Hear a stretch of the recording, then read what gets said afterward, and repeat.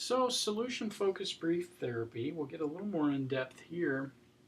The creators of this are Steve DeShazer and Insoo Kim Berg, and these were a couple. These two were married. They've both passed on now, but this was all born in Wisconsin, and so this theory was, which I think is kind of fascinating.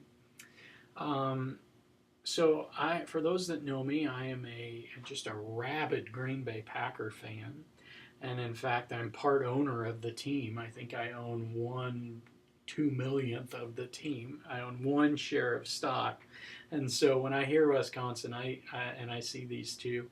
I imagine a green shirt with a gigantic G on the front of it. I bet you these two were Packer fans. So we're shifting the focus from the problem solving to the focus on solutions. So the problem side of the problem, get out of there, get to the solution side of the problem. Present and future is way more important than the past. Can't do anything about the past. We cannot influence it in any way. So let's instead work on how is it now, how do you want it better in the future, and let's start doing that. Clients choose the goals they want to accomplish. The counselor helps them recognize competencies in their life, strengths that they have that can be brought to bear on the problem to resolve it. Always, always, always remain on the solution side of the problem.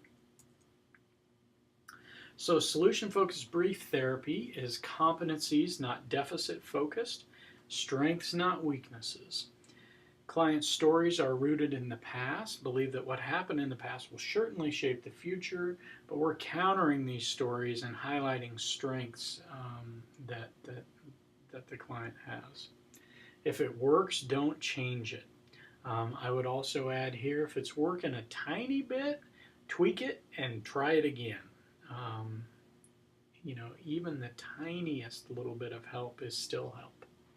So if the focus is on what the client wants, which is what you're doing in solution-focused therapy, there is no need for the concept of resistance, as DeShazer says. And so that's a really important piece with solution-focused brief therapy, is that there's a resistance or elimination of there is an absence or minimizing of resistance because we're always working on what the client wants. We're not working our agenda, we're working theirs. So the counselor focuses on what's working in their lives, always looking for exceptions to the problems or when they were less intrusive. And so this is being on the solution side of the problem. So always looking for exceptions. Exception. That's what we're looking for when the problem is not happening or it's happening a tiny bit less.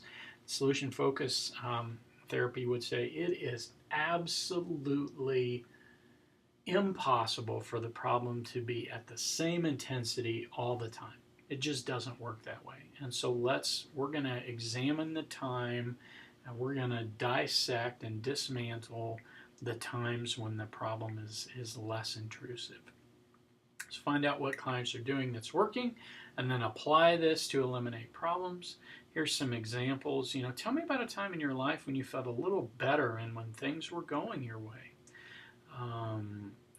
And so if we're always using this solution talk, it helps keep therapy brief. And the other thing that it does is, I'm kind of a believer that we see what we're looking for.